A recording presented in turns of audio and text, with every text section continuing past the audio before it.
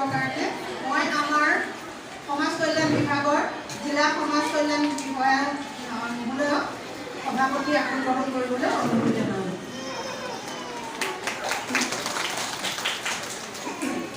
ঠিক আছে, ভৌতিক প্ৰজনন কৰিব আমাৰ মাননীয় লগতে মূল্য দিব বৰ্তমান ধন্যবাদ।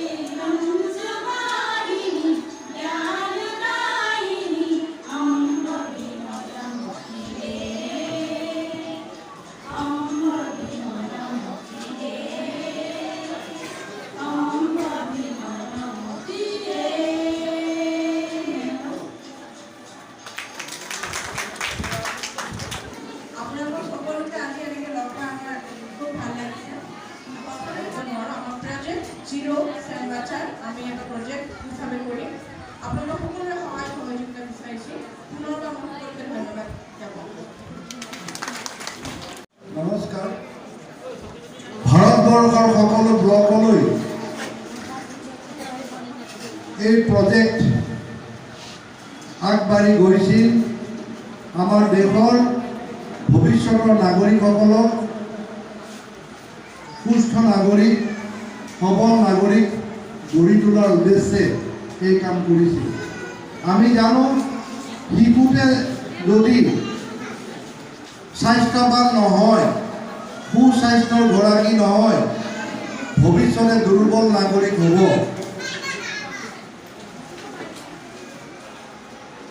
এই মানৱ সম্পদ আমি সুন্দৰভাৱে গঢ়িব লাগিব। সেইকাৰণে 1975 চনতে ভাৰত চৰকাৰে ভাবিলে আমাৰ দেশৰ নাগৰিকসকল সুস্থ সবল হ'বৰ বাবে সৰুৰে পৰা আমি কাম কৰিব লাগিব। সেইকাৰণে প্ৰতিটো ব্লকত এই আঁচনিৰ কাম আৰম্ভ হৈ আছে। মই বিধায়ক হিচাপে যেতিয়া দিছপুৰত ছ'চিয়েল ৱেলফেয়াৰ ডিপাৰ্টমেণ্টৰ মিটিংবিলাক এটেণ্ড কৰোঁ, তাত উচ্চ পদস্থ চৰকাৰী বিষয়াই ডাটাসমূহ দিয়ে আৰু জিলাৰ ডিপটি কাৰ্যালয়টো যেতিয়া সভাসমূহ হয়, ডাটাবিলাক কয় যে চেম বাচ্চা কিমান আছে। তাৰমানে দুৰ্বল নিশকতীয়া বাচ্চা। আমাৰ সমষ্টিত আজি এসপ্তাহৰ আগতে পোৱা তথ্য মতে 102টা। এই সংখ্যা বঢ়া টুটা হৈ থাকে। আজি 4 মাহৰ আগৰ সভাত আমি নীলপুৰলৈ গৈছিলোঁ, নীলপুৰ চাহ বাগিচা। তাত এটা বাচ্চাৰ অৱস্থা বেয়া আছিল। মই নিজেই গৈছোঁ, মোৰ শ্ৰীমতীও দেখে 2-3 দিন ডাক্তৰৰ তালৈ লৈ গৈ ট্ৰিটমেণ্ট আমি কৰাইছিলোঁ। আৰু বাচ্চাটো এতিয়া কি বুলি কয়, মেম নৰ্মেল। মই প্ৰথমতে চেম মেম বুজি পোৱা নাছিলোঁ। আপোনালোকৰ চেমৰ কথা ইমান, চেম মানে দুৰ্বল, মেম মানে নৰ্মেল, মধ্যমীয়া। আৰু তাৰপিছত স্বাভাৱিক, 3টা স্তৰ। এতিয়া আমি চেম টু মেম কৰিব, নৰ্মেল মানে কি কৰিব লাগিব, নৰ্মেল কৰিব লাগিব। যদি বিশ্বনাথ সমষ্টিত চৰকাৰৰ ইমান সুবিধা দিয়াৰ পিছতো যদি 102টা চেম থাকে, তেতিয়া বহুত লাজৰ কথা হ'ব।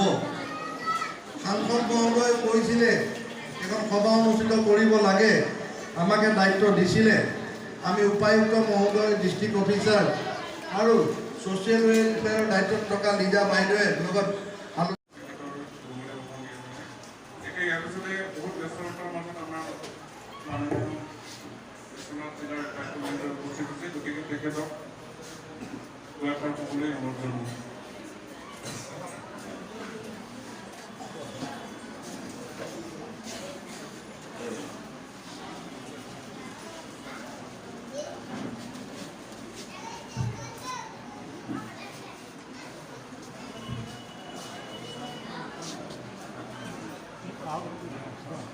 বিশ্বনাথ বিধানসভা সমষ্টিৰ মাননীয় বিধায়ক মহোদয়,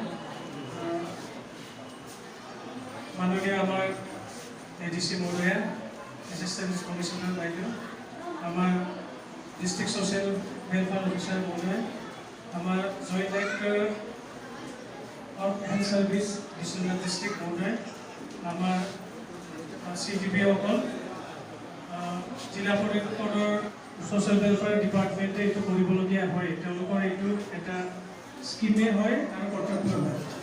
আৰু তাৰ লগতে আমাৰ হেল্থ ডিপাৰ্টমেণ্টতো মিলি থাকে, তেওঁলোকেও তেওঁলোকক হেল্প কৰিব লাগে। যিখিনি আমাৰ ল'ৰা ছোৱালী আছে তেওঁলোকক আইডেণ্টিফাই কৰি যাতে ছ'চিয়েল ডিপাৰ্টমেণ্টৰ লগত মিলি যিসকল ল'ৰা ছোৱালীক পুষ্টিকৰ আহাৰ দিব লাগে সেইখিনি প্ৰদান কৰাৰ ক্ষেত্ৰত অলৰেডি এইটো ইনষ্ট্ৰাকশ্যন আছে।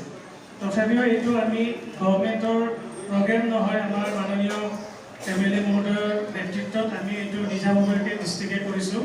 ছাৰে এইটো আমাক ছাজেশ্যন দিছিলে, মই ছাৰক ধন্যবাদ জনাইছোঁ।